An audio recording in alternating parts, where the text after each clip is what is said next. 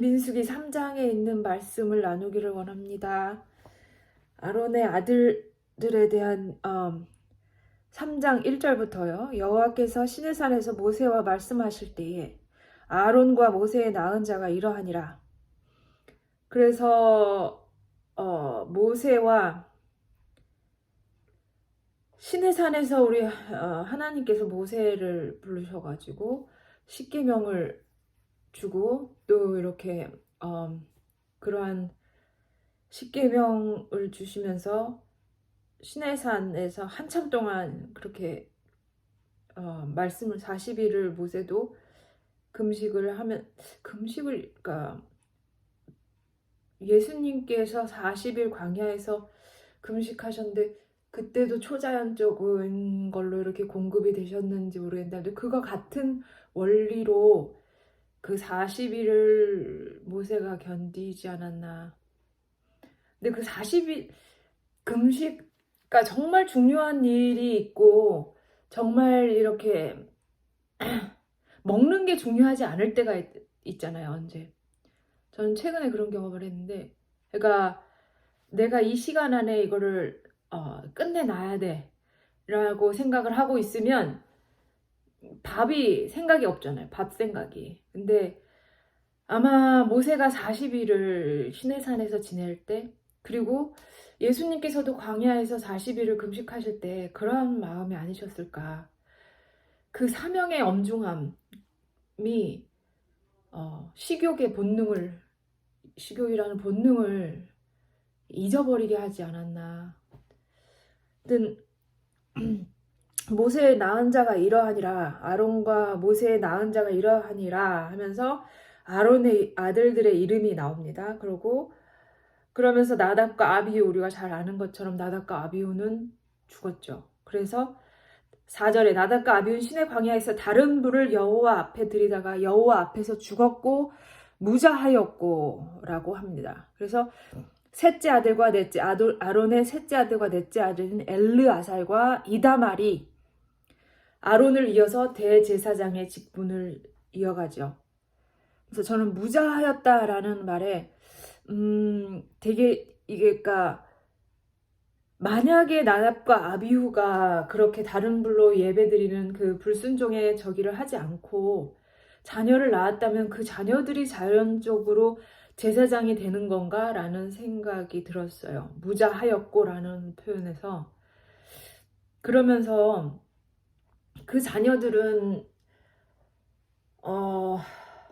물론 그 책임에 대해서 정말 기꺼이 받아들이고 또 순종하는 마음으로 정말 그게 순종이 되어져서 하게 되면 축복이겠지만은 이 자녀들은 아빠가 제사장이었기 때문에 당연히 제사장이 되는 그런 느낌이었거든요. 그래서 내가 아이들을 키우고 있지만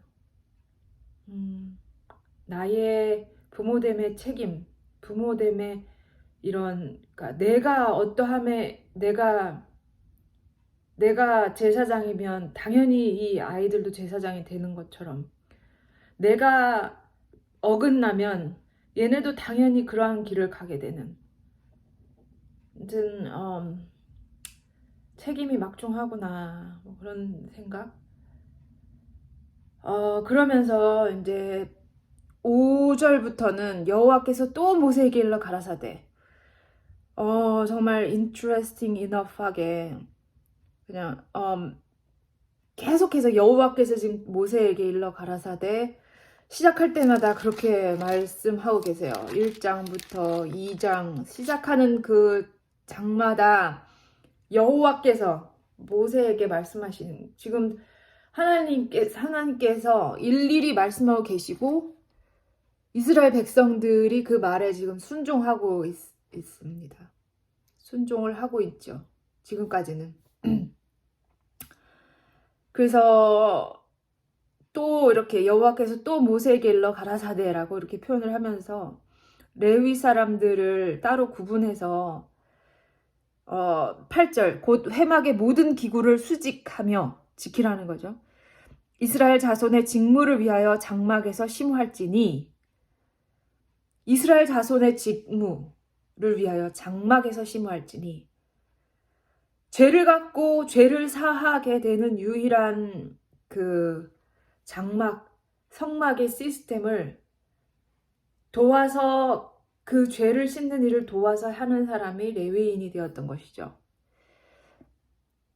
그리고 이제 레위 자손 그리고 또 똑같이 외인이 가까이 하면 죽임을 당할 것이라. 그래서 이게 얼마나 거룩한 그 지역이며 일인지, 그리고 구별된 사람인지. 구별되었다고 하는 것은 여기 아까 여기도 기름 부음을 받았다는 표현이 나오는데 3절에 나오거든요. 이는 아론의 아들들의 이름이며 그들은 기름을 발리우고 거룩히 구별되어 제사장 직분을 위임받은 제사장들이라. 이 성막이라는 것이, 성소라는 것이 다 예수님을 표상하잖아요. 그리고 이 모든 지금 이 모든 것이 결국에는 예수님이 오실 텐데, 우리가 지금 그 원죄로부터 시작돼가지고, 그런데 우리에게 있는 희망, 여자의 후손, 그 예수님이 오시는 것에 대해서 잊어버리지 말라고 하나님께서 가까이 함께 하고 싶은데 함께 하지 못하는 죄가 가로막고 있는 그 죄를 해결하고, 그렇게 해결할 수 있는 예수님이 오신다는 것에 대한 총체적인 그런 이 모든 것이 이제 그런 거를 나타내면서 이것을 기억하라고, 이것을 기념하고 기억해서 이 성막이 주어지는 이유, 성막 내가 가까이 하고 싶은데 가까이 못하는 게 되지만 그렇게 하는 모든 것을 기억하라고 하는 것이 이제 성막인데, 그 제사장 직분, 예수님을 대표하는 제사장 직분을 우리 예수님께서 이 땅에 오셔서 하신 역할 중에 하나가 죄사함을 하셨고, 그리고 지금도 지성소에서 지금 1984년 맞죠?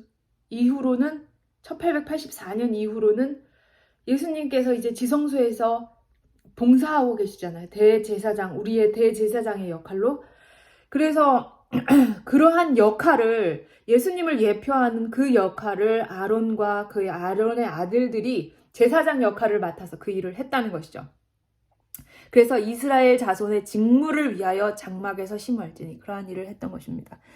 그리고 제가 이제 첫 해에 난 12절, 첫 해에 처음 난 자를 대신케 하였은즉 레위인은 내 것이라, 이렇게 하면서 13절, 처음 난 자는 다 내 것임은 내가 애굽 땅에서 그 처음 난 자를 다 죽이던 날에 이스라엘의 처음 난 자는 사람이나 짐승을 다 거룩히 구별하였음이니 그들은 내 것이 될 것임이니라. 나는 여호와니라.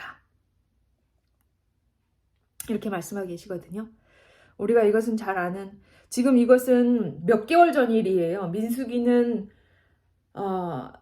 제가 앞에도 다른 데서도 말을 했었는데, 앞부분에서도 민수기 1장을 레위기, 출애굽기 레위기잖아요. 출애굽한 다음에 레위기는 한 달간의 일을 뭐 한 달 만에 기록한 것은 아닌데, 저번에 내가 한 달 만에 기록했다고 그랬는데 한 달의 일을 기록했다면, 그리고 나서 출애굽기 다음에 한 달의 일을 레위기고 그 다음이 민수기예요. 그래서 지금 이 상황에서는 아직 신의 광야에 있는 상황이고, 그러니까 이게 지금 6월절에 대한 이야기인데, 그게 지금 불과 몇 개월 전에 이 일인 것이죠, 이게. 그래서 다 할 겁니다. 이 이스라엘 백성들이 이것은 처음 난 자는 다 내 것임은 내가 애굽 땅에서 그 처음 난 자를 다 죽이던 날에 마지막 10번째 재앙이 그거였죠. 장자는 다 죽일 것이라고. 그래서 하녀의 장자로부터 바로의 장자까지. 그런데 이스라엘 처음 난 자는 사람이나 짐승을 다 거룩히 구별하였으니 하나님께서 그날, 정말로 그날 구별하셨어요. 그래서 살려놓으셨어요. 이스라엘 백성들은. 정말 어려운 일이죠.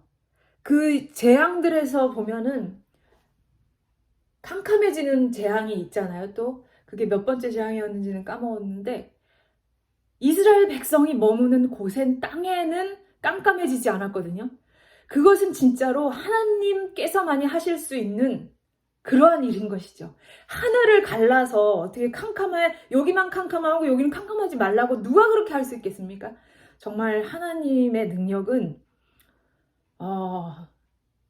모든 것을 통해서 이게 하나님의 능력은 정말 정말 오랫동안 계속해서 생각하고 싶은 그러한 정말 주제인데, 그 하나님께서 그런 빛까지도 조정하실 수 있는 우리 하나님께서 우리 아버지 되시고, 오늘도 나와 이 말씀을 듣는 저의 말씀 묵상 함께 이걸 듣고 혹시 듣게 되시는 분들, 당신과 저와 그 하나님, 능력의 하나님께서 지금도 우리의 기도를 들으시고 우리 마음에 들어오기를 간절히 원하시는 것이 우리 하나님이십니다.